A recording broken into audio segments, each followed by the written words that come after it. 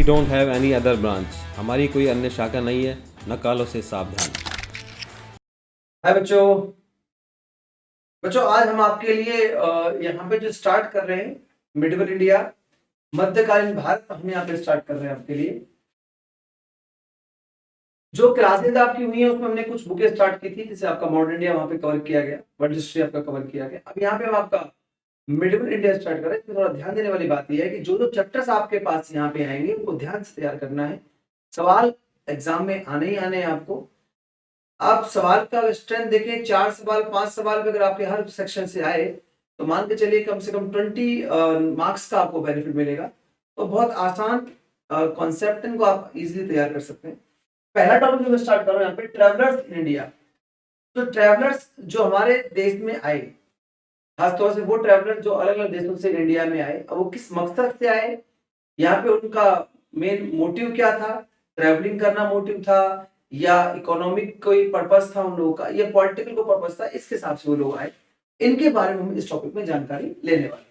Okay, यहाँ देखिए जो पहला पॉइंट आपके सामने है, Al Biruni who came from Uzbekistan. Al Biruni आया उज्बेकिस्तान से 11th सेंचुरी में, ठीक है। इबुता हु केम फ्रॉम मोरक्को, और बतूता जो आया वो आया मोरक्को से, ठीक है। और ध्यान देने वाली बात यह है, मोरक्को का जो एरिया पड़ता है ये नॉर्थ वेस्टर्न अफ्रीका में पड़ता है। ये क्वेश्चन एग्जाम में कहीं पूछा जाता है कि मोरक्को कहाँ है, तो आप करेंगे north west Africa. 14th century में आया है। आपको ये बात का ध्यान रखना है कि मोरक्को से आया ये बतूता 14th सेंचुरी में। And the Frenchman Francois Bernier, अगर देखें आप इसका पूरा नाम याद ना भी कर पाए तो भी कोई दिक्कत नहीं है, आपको शॉर्ट में याद करना है, बर्नियर। ये आया भाई 17th सेंचुरी के अंदर। देखो बच्चे, इस टॉपिक के जो सवाल एग्जाम पूछ जाता है, या तो आप एरिया याद करेंगे ट्रेवलर्स का, या उनका टाइमिंग, किस सेंचुरी की शताब्दी से वो हमारे पास है, उसके बारे में आपको याद करना चाहिए, ठीक है। ये 2-3 टाइप के सवाल आपके एग्जाम में इस टॉपिक से बनने वाले हैं। ओके, नेक्स्ट पॉइंट पे आते हैं। यहां देखो, अल बिरूनी, उसकी बुक का नाम है किताब उल हिंद, इसको तहकीक ए हिंद भी कहते हैं। किताब उल हिंद बहुत फेमस नाम है जो एग्जाम में पूछा जाता है, जिसका राइटर है अल बिरूनी, ठीक है। अल बिरूनी का जो जन्म है यहाँ पे दिया हुआ है 973 में हुआ था, ख्वारिज्म, जो कि आज प्रेजेंट डे उज्बेकिस्तान के नाम से जाना जाता है। 973 में इसका जन्म हुआ, ठीक है, ख्वारिज्म में। Khwarezm was an important center of learning, कहते हैं शिक्षा का बड़ा सेंटर था ख्वारिज्म उस समय पर जहां इनका जन्म हुआ। तो ये बहुत फेमस एजुकेटेड पर्सन भी है, इसको काफी नॉलेज है, इसको काफी भाषाएं आती है, ये आपको ध्यान रखना है, लैंग्वेजेस के बारे में इसको काफी नॉलेज है। नेक्स्ट 1017 के अंदर सुल्तान महमूद की बात करें, महमूद गजनवी की जो बात करें, सुल्तान महमूद इन्वेडेड ख्वारिज्म, तो उसने ख्वारिज्म पे हमला किया महमूद ने, and he took several scholars and poets back to his capital। वो काफी सारे जो विद्वान लोग थे, कवि जो थे, उनको पकड़कर वो अपने कैपिटल लेकर आया। कैपिटल का नाम गजनी था, पता ही आप लोगों को, गजनी लिखा है पे। Al Biruni was one of them, उसमें अल ब्रूनी भी था, जिन लोगों को पकड़ के लाया था उसमें अल ब्रूनी भी मौजूद था, ठीक है।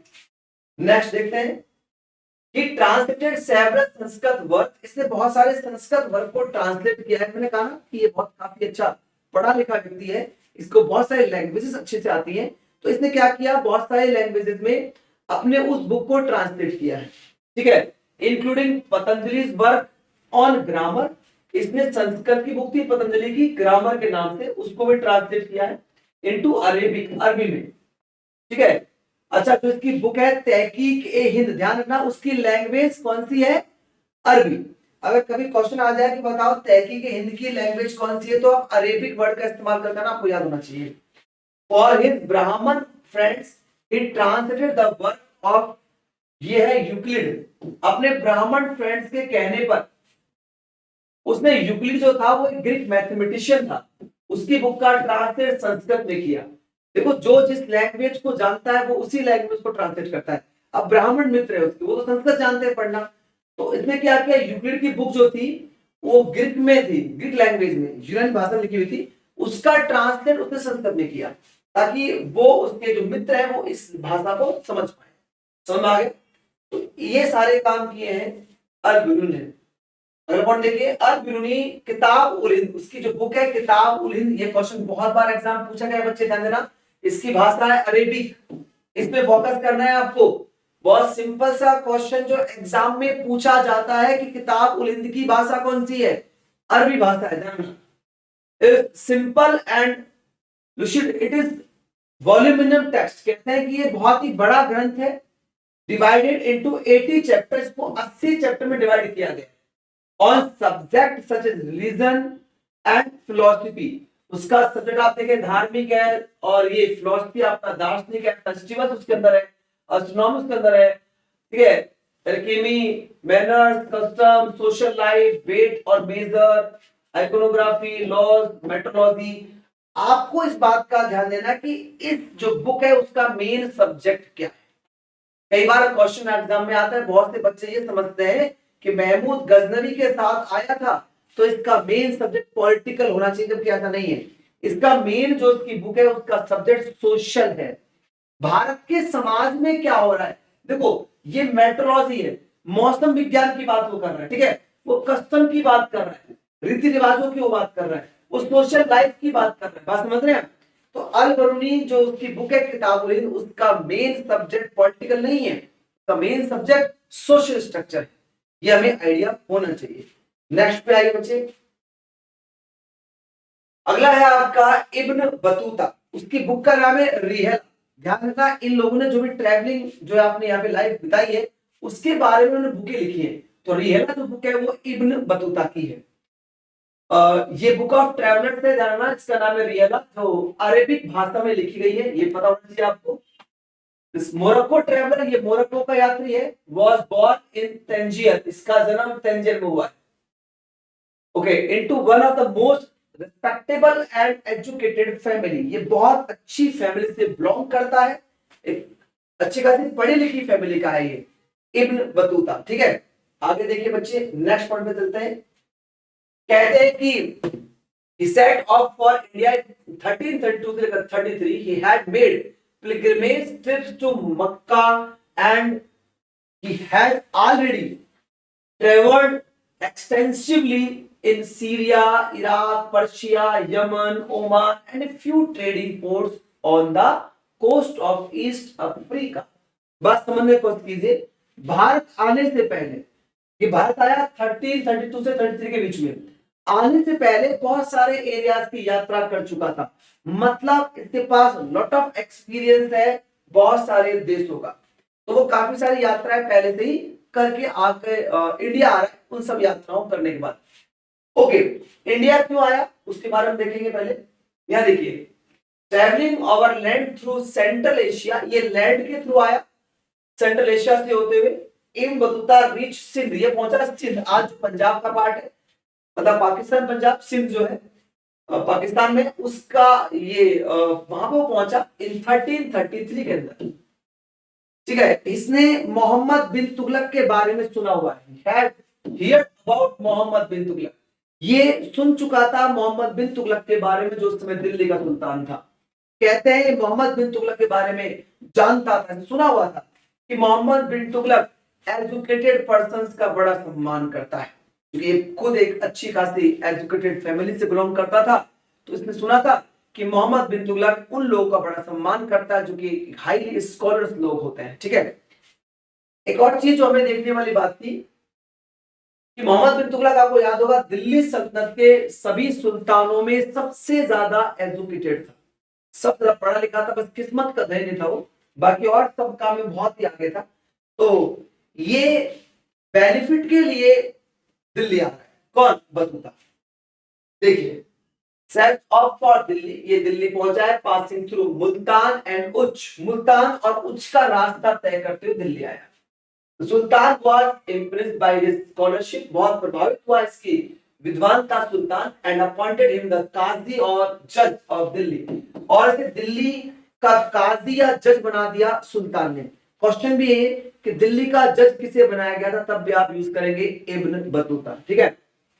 He remained in that position for several years, और वो उस पद पर काफी साल रहा, until it fell out the favor and was thrown into prison, कहते हैं उसने उसका फेवर खो दिया था और उसको जेल में डाल दिया गया। ठीक है, अभी जेल में डाला गया था उन लोगों की वजह से जो सुल्तान के बहुत करीबी थे। लोग रोज सुल्तान के कान भर रहे थे और कह रहे थे जो भक्त आपके खिलाफ जा रहा है, ये कर रहा है, वो कर रहा है।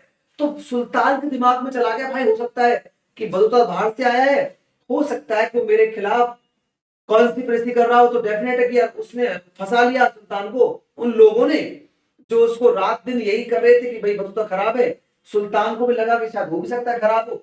सुल्तान ने ऑर्डर पास कर दिया बदौता के लिए कि भैया आपको क्या किया जा रहा है, जेल में डाला जा रहा है। ठीक है, लेकिन बहुत जल्दी जो मिसअंडरस्टैंडिंग दोनों के बीच में वो दूर हो गई और वापस से उसे जेल से बाहर निकाल दिया गया। इट वाज ऑर्डर्ड इन 1342। 1342 में उसे ऑर्डर दिया गया चाइना जाने के लिए कि आप चाइना जाएंगे हमारे एम्बेसडर बन के। ठीक है भाई, तो चाइना भेजा गया बदौता को मोहम्मद बिन तुगलक के द्वारा। Sultan invite to the Mongol ruler, उस समय चाइना में मंगोल राजा राज करते थे, तो सुल्तान का दूत बनकर ये मंगोल दरबार में पहुंचा। अब क्वेश्चन बनता है कि मोहम्मद बिन तुगलक ने किसे अपना एनवॉय बनाकर चाइनीज में भेजा था, चाइनीज दरबार में भेजा था, तो आंसर होगा बतूता। एक्चुअल में उससे पहले मोहम्मद बिन तुगलक के दरबार में बहुत सारे चाइनीज जो ट्रेवलर्स थे या यात्री जो थे वो आ चुके थे, ये भी हमें याद रखना है। ठीक है, तो पहले से ही आए हुए थे। His account is often compared with that of Marco Polo, उसके अकाउंट की तुलना मार्को पोलो से की गई है। ये मार्को पोलो कौन है? वो visited China and also India from his home base in Venice in the late 13th century, जो कि चाइना की यात्रा पे चला था अपने क्षेत्र वेनिस, वेनिस पड़ता है इटली में, इटली से चला था वो चाइना की यात्रा के लिए। उसके साथ कंपेयर किया गया है बतुता को जो 13th सेंचुरी में चला था, ध्यान रखना। ठीक है, नेक्स्ट देखिए, Buddha was attack by band of robbers several time. Buddha कहता है कि उसके ऊपर कितनी बार हमले हुए डाकुओं के, इसके बारे में बताता है वो, सेवरल टाइम्स हमले हुए। ठीक है, इब्न जुज़ाई कौन था? वो व्यक्ति वो है जो बतूता जो डिक्टेट करता था उसको लिखता था। सुल्तान ने इब्न जुज़ाई को अपॉइंट किया था कि बतूता जो भी लिखे उसे वो अपनी लैंग्वेज में लिखे। कोई डेफिनेट बतूता की जो लैंग्वेज है वो अरबी होगी, तो सुल्तान को अभी समझ में नहीं आएगी। सुल्तान को आ भी जाएगी तो कॉमन पब्लिक को नहीं समझ आएगी। उसके बारे में बतौता को बताया गया है कि जो भी वो बोले उसको ये व्यक्ति जो है इब्न जुज़ाई वो डिक्टेट करेगा वहां की जो कॉमन लैंग्वेज है उसके अंदर। ठीक है, अब आपके सामने नेक्स्ट गया है फ्रैंकोइस बर्नियर। बर्नियर का ऑक्यूपेशन एक डॉक्टर है, ये एक डॉक्टर है, ध्यान रखना। When the Portuguese arrived in India in about 1500, a number of them wrote detailed account regarding Indian social custom and religious practices. देखो पुर्तगाल से और भी बहुत सारे लोग आए, हम पहले उनके बारे में जानकारी प्राप्त करेंगे जो भारत की सोशल व धार्मिक मुद्दों पर लिखा। A few of them such as the Jesuit Robert Nobili, एक उनमें ये है Jesuit Robert Nobili था। एवं translated Indian text into European language, जिसने भारतीय भाषाओं को या भारतीय ग्रंथों को यूरोपियन लैंग्वेज में ट्रांसलेट किया ताकि लोग उन्हें पढ़ सके, ये था जेसुइट रॉबर्ट नोबिली। ये यूरोपियन चरण जानना। नेक्स्ट देखिए, among the best known of the Portuguese writer is Duarte Barbosa, उनमें बारबोसा भी था। अब क्वेश्चन बन सकता है बच्चे, यहां पे ध्यान देना, क्वेश्चन ये बनेगा बताओ बारबोसा कहां से बिलोंग करेगा, तो आप क्या करके आओगे पुर्तगाल, इस टाइप के सवाल देगा वो आपको। ठीक है, क्वेश्चन पे थोड़ा ध्यान दीजिए, जो जिस एरिया से बिलोंग कर रहा है उसके बारे में क्वेश्चन ज्यादा बनता है। ओके, वो wrote a detailed account of trade and society in south India, जो हमें साउथ इंडिया के समाज के बारे में और वहां की जो अर्थव्यवस्था, जो वहां की ट्रेडिंग है, व्यापार, उसके बारे में बताता है। ठीक है, नेक्स्ट देखिए, फ्रेंच जेवलर था, ये जौहरी था फ्रांस का, इसका नाम है जिन बैप्टिस्ट ट्रेवेनियस, शॉर्ट में आप याद करेंगे ट्रेवेनियस। वो travelled to India at least 6 time, वो 6 बार इंडिया, ये क्वेश्चन बनता है कितनी बार इंडिया आया था ट्रेवेनियस, 6 टाइम इंडिया आया था। ठीक है, he was particularly fascinated with the trading conditions in India. ध्यान देना, वो भारत की ट्रेडिंग कंडीशन से बहुत प्रभावित था and compare India to Iran and the Ottoman Empire, इसकी वो तुलना ईरान और ऑटोमन जो टर्की का एम्पायर है उसके साथ कर रहा है। तो भारत के ट्रेडिंग पॉइंटों को बहुत ही अच्छा वो बताता है। ठीक है, नेक्स्ट पे आइए बच्चे, अगला पॉइंट देखते हैं। इटली का डॉक्टर है मनुची, इसका नाम मनुची है, ध्यान देना। ये कभी वापस यूरोप गया ही नहीं, एक बार इंडिया आने के बाद वो यही सेटल हो गया। उसको इंडिया इतना अच्छा लगा कि वो वापस नहीं गया। सोचने वाली बात बेटा, इंडिया का स्टेटस किस तरह का था उस जमाने में। देखिए, इटली का डॉक्टर इंडिया के सेटल हो गया, ठीक है। यह देखिए बर्नियर, हम बर्नियर की बात करें तो वहीं पे आते हैं, उससे पहले हमने बहुत सारे आपको यूरोपियंस के बारे में बताया। यहाँ बर्नियर देखिए, बर्नियर जो था वो फ्रेंच का है, फ्रेंच मैन है, फ्रांसीसी है। वो एक डॉक्टर था, एक पॉलिटिकल फिलोसोफर भी है एंड एक हिस्टोरियन भी है, वो एक इतिहासकार भी है।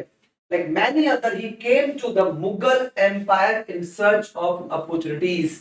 वह उसके टाइम पे भारत में मुगल एम्पायर था, तो मुगल एम्पायर वो अवसरों की तलाश में आया, बहुत बेनिफिट के चक्कर में आया कि हो सकता है मुझे यहाँ फायदा मिल जाए, इसके लिए वो आया। यह देखिए, वो यहाँ 12 साल रहा, 12 इयर्स रहा, ध्यान देना। फ्रॉम 1656 से 1668 तक वो रहा। ये वाला तुम्हारा एग्जाम में आ रखा है। वो जुड़ा रहा मुगल दरबार से, खास तौर से प्रिंस दारा सिकोह के साथ, फिजिशियन। ये दारा सिकोह का डॉक्टर बना, ध्यान देना, ठीक है। ऐसे डॉक्टर बन के आया। क्वेश्चन आया, ये एग्जाम में आ चुका बच्चे, क्वेश्चन एनडीए में आया हुआ है, ध्यान रखना कि वो किसके दरबार में आया था, मतलब किसका डॉक्टर था। ध्यान देना, दारा सिकोह का डॉक्टर बन के आया था, पर उस समय राजा कौन था, शाहजहां, ठीक है, क्योंकि दारा सिकोह राजा बना था। तो शाहजहां के बड़ा पुत्र है दारा सिकोह, उसका डॉक्टर बन के आया था एज ए मुगल दरबार, ठीक है। लेटर एज एन इंटेलेक्चुअल और साइंटिस्ट विद दानिशमंद खान। और उसके बाद वो कुछ समय दानिशमंद खान के दरबार में रहा, एज ए एक विद्वान टाइप का बन के, ठीक है, या वैज्ञानिक बन के, जो कि एक आर्मी में नोबल था मुगल कोर्ट में। दानिशमंद खान कुछ समय उसके दरबार में रहा। पहले ध्यान देना, पहले वो रहा दारा शिकोह के पास एज ए फिजिशियन, और उसके बाद वो रहा दानिशमंद खान के पास। समझ में आ रहा है आपको? ओके, नेक्स्ट पॉइंट पे आइए। अब जो उसने इंडिया में देखा उसको कंपेयर कर रहा था वो यूरोप की कंडीशंस के साथ, ठीक है। उसने जो भी यहाँ पे लिखा, चूंकि वो फ्रांस का था, तो उसने जो भी यहाँ पे लिखा वो सारी बुकें किसको समर्पित की, फ्रांस के राजा लुई 14 को। ध्यान रखना, उसने यहाँ जो भी डिक्टेट किया उसे फ्रांस के राजा लुई 14 को समर्पित किया। यह देखिए, अब वो कहता है कि इंडिया जो है वो यूरोप की अपेक्षा कमजोर है, इंडिया को कमजोर मानता है। उसका रीजन मानता है वो, ऐसा क्यों कहता है वो इंडिया कमजोर है, वो इंडिया कमजोर इसलिए मानता है कि वो कंपेयर करता है यूरोप की लैंड स्ट्रक्चर से। वो कहता है कि यहाँ का जो राजा है वो गरीबों का राजा है। कैसे? यहाँ के जो लोग हैं, यहाँ की जो कॉमन पब्लिक है, उसके पास लैंड के कोई राइट्स नहीं है।